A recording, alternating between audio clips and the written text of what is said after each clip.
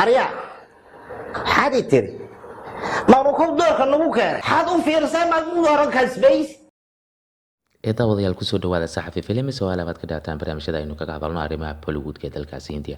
Barnaamijkan waxaynu ku faaqidi doonaa Shahid Kapoor iyo Kareena Kapoor.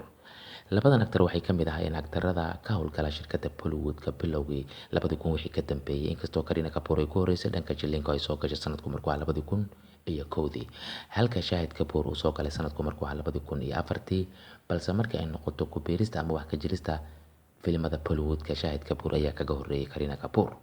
sanadku markuu ahaa 1997 filimka aad wada daawateen ee la magac baxay Dil To Pagal Hai oo ay aktarada ka kala yihiin jilaaga caanka ah Shah Rukh Khan iyo Akshay Kumar iyo Madhuri Dixit iyo Karishma Kapoor ayuu qayb ka yahay. heesaha ku jira hees kamid ah ayuu background player dancer ka yahay. qaybta dambe ee dadka ka ciyaara heesaha markii ay qaadayaan Hindida ayuu caan ku yahay Shahid Kapoor, waana heesta ay wada qaadayaan Madhuri Dixit iyo aktarka caanka ee Shah Rukh Khan goobta roobka waxa uu ka mid yahay carruurta yar ee heesta la qaadaya Madhuri Dixit iyo Shah Rukh Khan. haddaba intaasi kadib waxa uu wax ka jiray 1999 filimkii Taal ee ay wada daadinayeen Anil Kapoor iyo Akshay Khanna waxa uu ka mid yahay haddana background dancer oo Aishwarya Rai ayuu gadaasheeda haddana ka heesaya. haddaba aktarkan iyo aktaradan Kareena Kapoor xiriir ayaa dhex maray, waxayna ay wada dhigeen filimo aad u badan iyaga oo waqtigaasi la saadaalinayay in Shahid Kapoor iyo Kareena Kapoor ay isguursan doonaan. haddaba maxay tahay sababta keentay inay kala tagaan? filimada ay wada dhigeen waxaa ka mid ah filimka Vita 2004, filimka kale la magac baxay Chub Chub Ke oo 2006 ay wada dhigeen. sidoo kalena waxaa ka mid ah 36 Chinatown oo 2006 ahaa. waxay kaloo wada dhigeen Chapwe Mets oo isna ahaa 2007. waxay kaloo wada dhigeen filimka la magac baxay Uttar Punjabi oo ahaa filimka ugu dambeeyay ee wada daadiyeen 2016. waqtigaasi labada aktar waa ay kala tageen oo Chapwe Met ayaa isugu dambeysay, balse filimkan waa filimka ay soo noqdeen iyada oo Saif Ali Khan uu qabo iyo isaga oo Meera Rajput qaba. haddaba kala tagoodii yaa ka dambeeyay. Shahid Kapoor ayaa si toos ah u shaaciyay cidda ka dambeysay kala tagii isaga iyo Kareena Kapoor.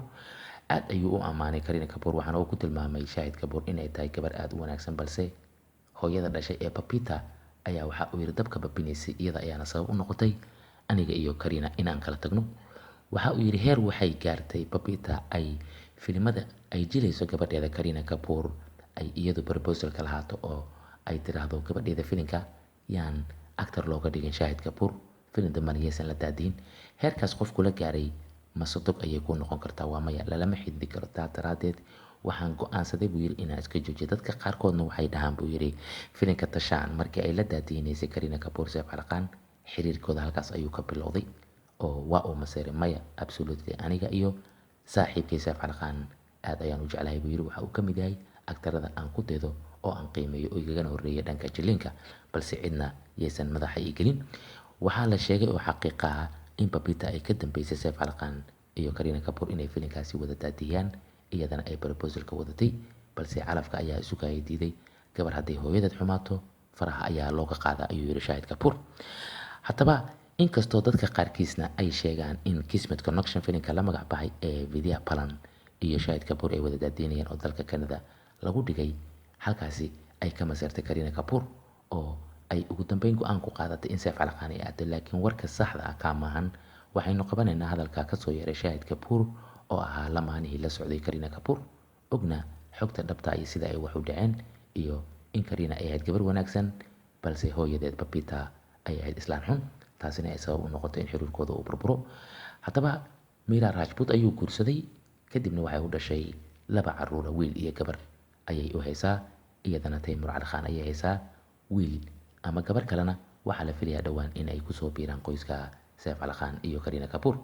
haddaba daawadayaal intaas ayaan waxaan kusoo gabagabeynayaa barnaamijka aynu kaga hadlaynay xiriirkii muddo badan la sugayay oo ku dhammaaday burbur. hadalaynta ugu badanna Bollywoodka saarnaa muddooyin badan markii ay kala tageen waa Shahid Kapoor iyo Kareena Kapoor.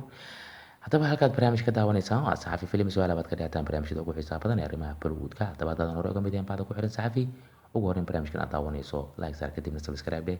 Saxafi Films taaba kamarada si barnaamijyada ka baxa Saxafi ay joogto kugu noqdaan. fikirka aad ka qabtidna waxaad nagula wadaagi kartaa qaybta comments-ka ee Saxafi Films inagoo isku duuban oo baada Saxafina. dhammaantii waxaynu idinkaga tegaynaa sidaa iyo nabadgelyo.